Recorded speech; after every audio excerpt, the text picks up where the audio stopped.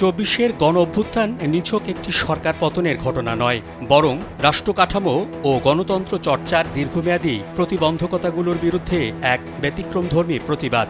৯০-এর আন্দোলন ছিল সামরিক শাসনের অবসান এবং গণতান্ত্রিক ব্যবস্থার প্রত্যাবর্তনের জন্য, কিন্তু চব্বিশের অভ্যুত্থান একটি গণতান্ত্রিক ব্যবস্থার অভ্যন্তরীণ অন্তঃসারশূন্যতা, একনায়কতান্ত্রিক রাজনীতিকরণ এবং সাধারণ মানুষের নিরবচ্ছিন্ন বঞ্চনার বিরুদ্ধে গঠিত হয়। এটি এক অর্থে ছিল রাষ্ট্রের আত্মার পুনর্জাগরণ। কালবেলার সঙ্গে একান্ত সাক্ষাৎকারে এমনটাই বলছিলেন বিএনপি নির্বাহী কমিটির সদস্য আবু নাসের মোহাম্মদ রহমতুল্লাহ। RICL TMX, যুগের পর যুগ স্থাপনা থাকে মজবুত। মানুষ তাদের ভোটের অধিকার প্রয়োগ করে মানুষের পছন্দের সরকার তারা নির্বাচিত করতে পারেনি গত ১৫ বছর। সেই কারণেই কিন্তু মানুষ ক্ষুব্ধ হয়েছিল একটা ইস্যুকে কেন্দ্র করে। কোটা বিরোধী আন্দোলন কিন্তু শুরু হয়েছিল ২০১৮ সালে। এরকম বহু ইস্যু গিয়েছে, কিন্তু যখন হেলিকপ্টার দিয়ে শিশুদেরকে গুলি করা হয়েছিল, ইউনিভার্সিটির ছেলেদের, কলেজের ছাত্রদেরকে গুলি করা হয়েছিল, ছাত্রীদের উপর নির্যাতন করা হয়েছিল, সাধারণ মানুষকে হত্যা করার জন্য নির্দেশ দিয়েছিল প্রধানমন্ত্রী সহ তার প্রশাসন, তখনও কিন্তু সারা দেশের মানুষ বিক্ষুব্ধ হয়ে নেমেছে। বিএনপি গণতন্ত্র পুনরুদ্ধারে বিগত ফ্যাসিস্ট সরকারের আমলে সংগ্রাম করেছে। বিএনপির এই নেতা অভিযোগ করে বলেন, অন্তর্বর্তী সরকারের মধ্যে এমন কিছু লোক রয়ে গেছে যারা ফ্যাসিস্ট সরকারের আমলেও সুবিধাভোগী ছিলেন। অন্তর্বর্তীকালীন সরকারের মধ্যে এমন কিছু লোক রয়েছেন যারা অতীত সরকারের আমলেও সুবিধাভোগী ছিলেন, যাতে কিন্তু হতাশ হয়েছে। বিএনপিও কিন্তু তারপরেও গণতন্ত্রের স্বার্থে, নির্বাচিত সরকারের স্বার্থে বিএনপি কিন্তু তার প্রতিবাদ করেনি, বরং বিএনপির ভারপ্রাপ্ত চেয়ারম্যান জনাব তারেক রহমান সাহেব জাতির উদ্দেশ্যে সর্বোচ্চ আয়োজনের মধ্য দিয়ে জাতির উদ্দেশ্যে স্পষ্ট করে বলেছিলেন, এই অন্তর্বর্তীকালীন সরকারকে আমরা সহযোগিতা করব, কারণ তারা যদি ব্যর্থ হয় তাহলে আমরা আমাদের যে আন্দোলনের স্পিরিট, রক্ত, জুলাই অভ্যুত্থান সব কিছুই ব্যর্থ হবে। আবু নাসের মোহাম্মদ রহমতুল্লাহ বলেন, দেশের মানুষ একটা অবাধ ও সুষ্ঠু নির্বাচন দেখতে চায়, কিন্তু আশেপাশের কিছু রাজনৈতিক দল এমন ধরনের কথা বলছে, এতে ফ্যাসিবাদের আচরণ প্রকাশ পায়।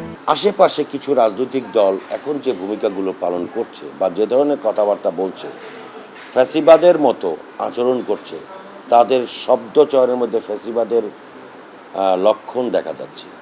তাদের কেউ কেউ বলছে যে বিএনপির নাম ধরে যে বিএনপিকে ক্ষমতায় আসতে দেওয়া হবে না।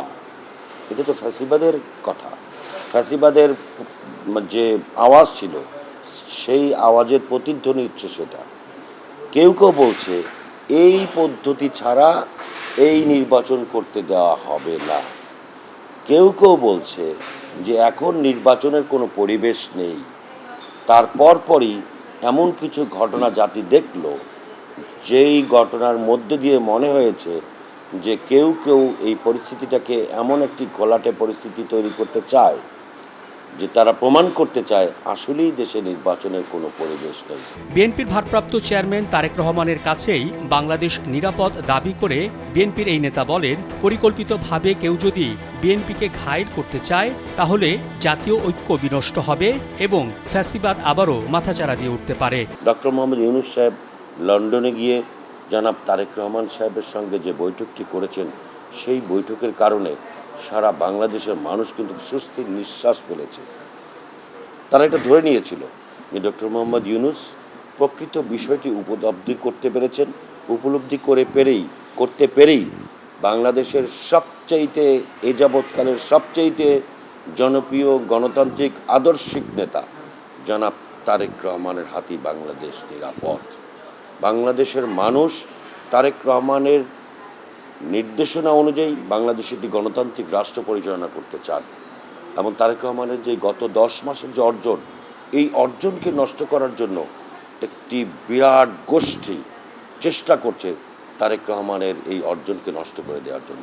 শুধু 10 মাস না, গত 17 বছর জনাব তারেক রহমান সাহেব মৃত্যুর মুখ থেকে ফিরে গিয়ে সুদূর লন্ডনে বসে তিনি কিন্তু আরাম আয়েশে বসবাস করতে পারতেন, কিন্তু তিনি কিন্তু এই দেশের কথা ভেবেছেন। বেগম খালেদা জিয়াকে নিশ্চিহ্ন করার জন্য এমন কোনো পদক্ষেপ নাই যেটা হাসিনার সরকার করেনি।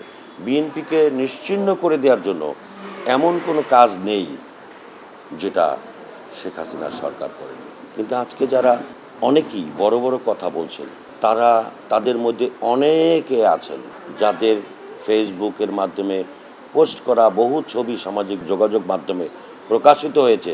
আওয়ামী লীগের শেখ হাসিনা থেকে শুরু করে আওয়ামী লীগের বিভিন্ন পর্যায়ের নেতাদের সঙ্গে দেখা করে, সাক্ষাৎ করে, বক্তৃতা দিয়ে তাদের কাছ থেকে বিভিন্ন সময় সুযোগ সুবিধা নিয়েছেন।